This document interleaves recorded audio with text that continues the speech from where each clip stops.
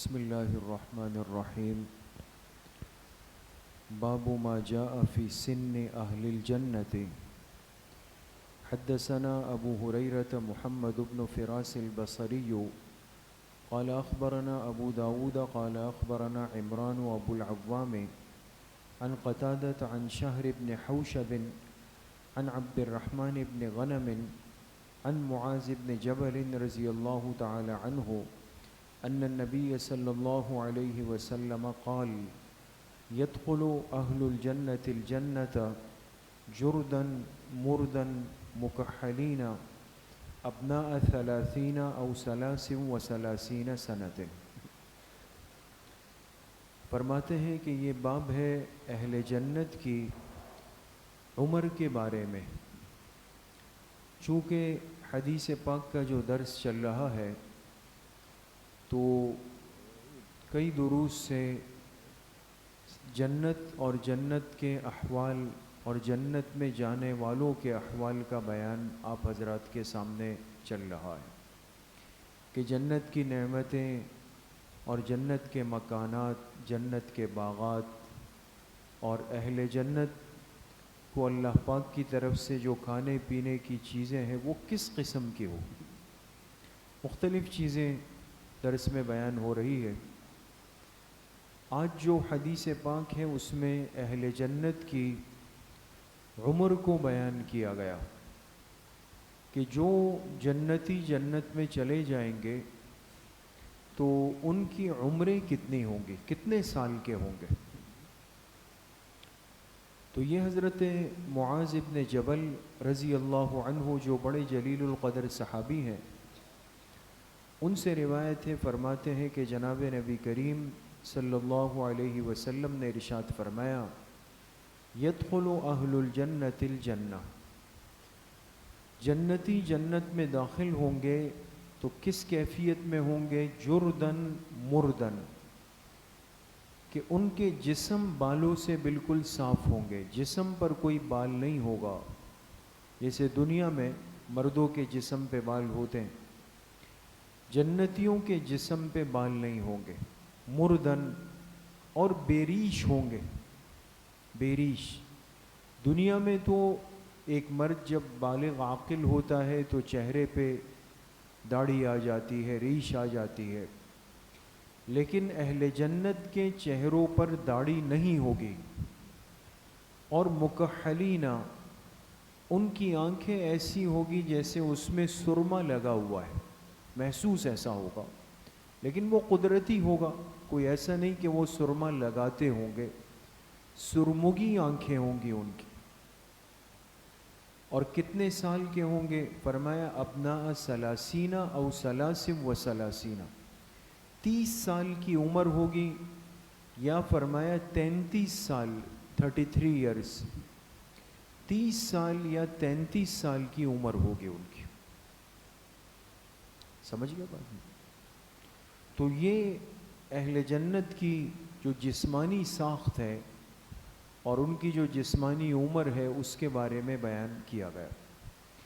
یہ بات جیسے آپ کے سامنے بار بار ہوئی کہ جنت کامل نعمتوں کی جگہ ہے، وہاں کی ہر نعمت، ہر انعام، ہر آسائش، ہر آرائش، ہر چیز وہ اعلیٰ درجے کی، اس میں کوئی کمی نہیں، کمزوری نہیں، کوئی عیب نہیں، کوئی نقص نہیں، کوئی پریشانی نہیں، کوئی مرض نہیں، کوئی فنا نہیں، بلکہ وہ نعمتیں کامل ہے، مکمل ہے، ابدی ہے، ہمیشہ ہمیشہ کی، اس میں کوئی عیب اللہ پاک نہیں فرمائیں گے۔ تو جب ساری چیزیں بے عیب ہے تو یہ کیسے ہو سکتا ہے کہ جنتی عیب دار ہو، یا جنتی کے جسم میں ضعف آئے، اس کے جسم میں کمزوری آئے؟ یہی تو دنیا کے فانی ہونے کی دلیل ہے نا۔ دیکھیں کہ یہاں کی بنی ہوئی چیزیں رہ جاتی ہیں، بنانے والا، محنت کرنے والا، فکر کرنے والا وہ چلا جاتا، یا وہ چیز مضبوط ہے اور اس چیز کا مالک خود کمزور بیمار ہے، اس میں کوئی نقص ہے۔ یہ دنیا ہے دوستو، اور یہ یاد رکھیں کہ یہ بات پریشانی کی بھی نہیں. بعض دفعہ ہم جب دنیا میں کوئی بیماری آئی، کوئی ضعف آیا، آنکھوں کی بینائی میں کچھ فرق محسوس ہوا، جسم میں فرق محسوس ہوا، کمر میں درد آیا، پیروں میں درد آیا، تو بعض دفعہ انسان تھوڑا پریشان ہو جاتا. اس کو لگتا ہے کہ بھئی یہ کیا ہو گیا، بھئی اب کیا ہوگا، یہ تو نیچے کی طرف ہی میں جا رہا ہوں. تو یاد رکھیں کہ دنیا کے اندر بیماریوں کا، امراض کا، کمزوریوں کا آنا یہ من جانب اللہ بہت بڑی نعمت ہے. یہ کوئی عیب نہیں، یہ بھی ایک نعمت ہے. اس لیے حدیث پاک میں ہے کہ آپ علیہ الصلاۃ والسلام نے فرمایا کہ کسی بندے پر بیماری کا آنا یہ اس کے ایمان کی علامت ہے. تو ایک شخص کھڑا ہوا اور اس نے کہا کہ میں تو کبھی بیمار ہی نہیں ہوا، مجھے تو کبھی بیماری ہی نہیں ہوئی. تو آپ علیہ الصلاۃ والسلام نے فرمایا کہ پھر تم اپنے ایمان کی فکر کر لو.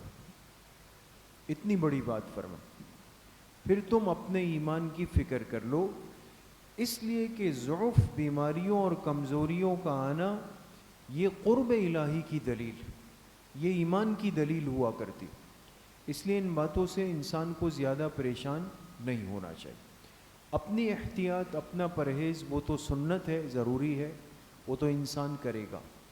لیکن اگر جسم میں کوئی تغیر، کوئی کمزوری محسوس ہو جو عمر بڑھتی ہے، حالات ہے، اس سے انسان پریشان نہ ہو. اس لیے کہ کامل اور مکمل اور صحیح تندرستی اور طاقت کی زندگی وہ تو کہاں ملے گی؟ جنت میں ملے گی. وہ تو جنت کے لیے ہے. اگر وہ دنیا میں ہو تو پھر فرق کیا ہو؟ اور اگر دنیا میں یہ تکلیفیں نہ آئے تو وہ لطف اور وہ ذائقہ پھر محسوس کیسے ہوگا؟ ہے نا؟ انسان کو تو اصل لذت اس وقت ہوتی ہے جب ایک نعمت نہیں ہوتی اور مل جائے. اگر پہلے سے ایک چیز انسان کے پاس ہے، دن رات استعمال کر رہا ہے، اور دوسرا آدمی آ کے آپ کو پیش کر دے تو کوئی فرق نہیں ہوتا. تو اللہ پاک نے اہل جنت کو بڑا صحت مند بنایا، اور جسم ایسا ہوگا کہ جس پر رواں نہیں، بال نہیں، اس پہ کوئی بال نہیں ہوگا. جسم بالکل بالوں سے بالکل پاک صاف ہوگا. اور ان کے چہروں پر داڑھی نہیں ہوگی اہل جنت کی. علماء نے اس کا مطلب یہ لکھا ہے کہ جیسے بالکل ایک نوجوانی کا آغاز جب ہوتا ہے تو چہرے پہ داڑھی نہیں ہوتی، داڑھی کے آثار آنا شروع ہو جاتے ہیں.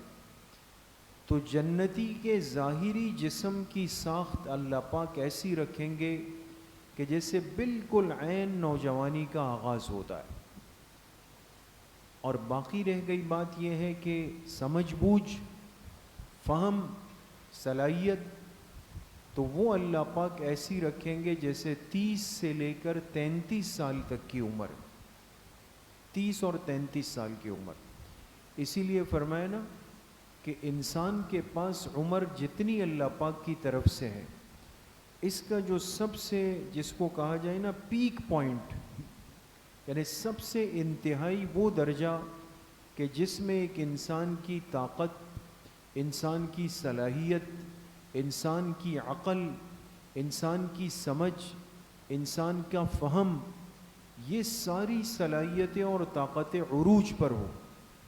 علماء نے لکھا ہے وہ کتنے سال کی عمر ہے؟ 33 سال. 30 اور 3، 33 سال وہ عمر ہے کہ جس میں ایک انسان کی ساری صلاحیتیں اپنے عروج پر آ کے کھڑی ہو جاتی. اس سے پہلے انسان کے پاس شاید جسمانی طاقت ہو لیکن یہ عقل کی صلاحیتیں کم ہوتی. اور اس کے بعد جب انسان اوپر جاتا ہے تو 33 سے لے کر 40 سال تک کی عمر کو لکھا. 33 سے 40 سال یہ انسانی زندگی کی قیمتی ترین عمر ہے دوستو، قیمتی ترین. یہ جو 7 سال ہے 33 سے لے کر 40 تک، اس میں ایک انسان بہت کچھ کر سکتا ہے. اس لیے کہ جسم بھی اور عقل بھی دونوں بھرپور کام کر رہے ہوتے ہیں۔ 40 سال جب پورے ہو جاتے ہیں، اس کے اوپر جسم کی صلاحیتیں اور عقل کی صلاحیتیں وہ نیچے کی طرف آنا، اس کا سفر نیچے کی طرف شروع ہو جاتا ہے، وہ کم ہونا شروع ہو جاتی۔ تو آپ 33 سے پیچھے چلے جائیں اور 40 کے بعد آ جائیں، یعنی یہ وہ عمر کے دو حصے ہیں کہ جس میں ایک میں جسم کی صلاحیتیں کم ہو جاتی ہیں، ایک میں عقل کی صلاحیت کم ہوتی ہے۔ اور جنت میں ہر چیز کامل ہے، اعلیٰ درجے کی ہے، تو اس لیے جنتی کو جو عمر اللہ پاک دیں گے وہ بھی 33 سال کی عمر اس کو دیں گے، لیکن ایک 33 سال کی عمر میں جسم کی خوبصورتی برقرار ہوگی، لہٰذا جسم پر عام طور پہ بال آ جائیں زیادہ ہو تو ذرا عجیب لگتے ہیں، جنتی کے جسم پر بال نہیں ہوں گے۔ اسی طریقے سے اس کا چہرہ جو ہوگا وہ ایک بالکل نوعمر نوجوان لڑکے کی طرح خوبصورت ہوگا، لہذا وہ بالکل ایک کامل اور مکمل درجے کا ہوگا۔ اسی لیے بعض روایت کے اندر آتا ہے کہ اہل جنت کے جو چہرے ہوں گے وہ بالوں سے بالکل پاک صاف ہوں گے۔ اور یہ بھی ہے کہ بعض اللہ والے جب دنیا سے گئے، یہ ایک حقیقت ہے دوستو، بعض اللہ والے جب دنیا سے گئے اور قبروں میں، تو بعد میں جب نیک لوگوں نے ان کو دیکھا، ان کی زیارت کی، تو ان کو اس حال میں دیکھا کہ پرنور چہرے ہیں لیکن چہروں پہ داڑھی نہیں، بڑے بڑے اللہ والوں کا تذکرہ ہے۔ تو اس کی تعبیر یہ لکھی کہ چونکہ صالحین جیسے قبر میں جاتے ہیں، اللہ ان کے ساتھ جنت کا معاملہ شروع کر دیتے، وہ جنت کی نعمتوں سے فائدہ اٹھانا شروع کر دیتے ہیں۔ اور جنت کے اندر چونکہ داڑھی نہیں، چہرے کے بال نہیں ہیں، تو لہٰذا وہ نعمت اس کو اللہ پاک اس عالم برزخ میں دے دیتے، تو دیکھنے والے کو اس طرح نظر آتا ہے۔ اسی لیے ہمیشہ خوابوں کی تعبیر میں انسان خود فیصلہ نہیں کرے کہ خود سے ایک رائے قائم کر دے کہ بھئی حضرت تو دنیا میں بڑے اللہ والے تھے، ان کی تو داڑھی تھی، اب خواب میں دیکھا تو داڑھی نہیں ہے، کوئی خدا نخواستہ کوئی پکڑ تو نہیں ہو گئی، ایسا نہیں ہوتا دوستو۔ اسی لیے خواب کی تعبیر کسی سمجھدار آدمی سے پوچھنی چاہیے۔ تو بہرحال عرض کرنے کا مقصد یہ ہے کہ یہ ساری نعمتیں اللہ پاک نے جنت کے لیے تیار کر کے رکھی ہوئی ہے دوست، اور طرح طرح کی نعمتیں ہیں، بڑی لذت اور نعمتوں کی جگہ ہے، لیکن اس سب کے لیے محنت اس دنیا میں ہے دوست، وہ یہاں پر کرنی، اور یہ محدود اور یہ مختصر سی جو زندگی ہے، اس میں اگر ہم اپنی حفاظت کر لیں، اپنے معمولات کی حفاظت کر لیں، اپنے اوقات کی حفاظت کر لیں، راتوں کو اٹھ کر تھوڑا سا وقت اللہ کو دینے والے بن جائیں، اور خاص طور پر اپنی آنکھوں اور اپنی زبان، اپنے کان، اپنے دل کی کیفیات کی حفاظت کریں۔ آج فتنوں کا دور ہے اور ہر طرف معصیت کی آوازیں ہیں، گانے باجے کی آوازیں ہیں، اس کی طرف کان نہ لگائیں۔ زبان سے غیبت ہے، طعنہ ہے، کسی کو پریشان کرنا ہے، تنگ کرنا ہے، گالی دینا ہے، اس سے اپنے آپ کو بچائیں۔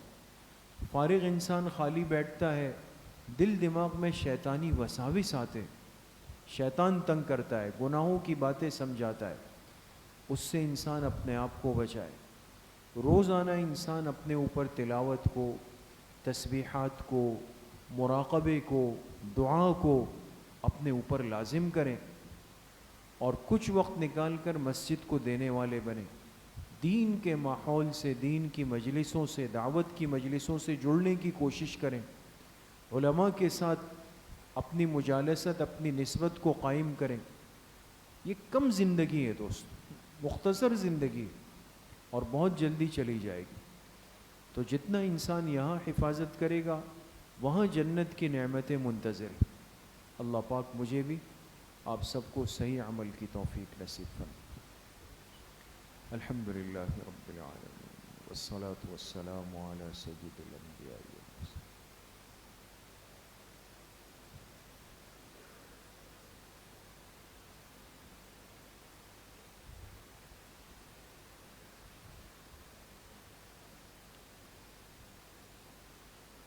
وصلی اللہ وسلم علی نبینا محمد وآلہ وأصحابہ اجمعین برحمتک یا ارحم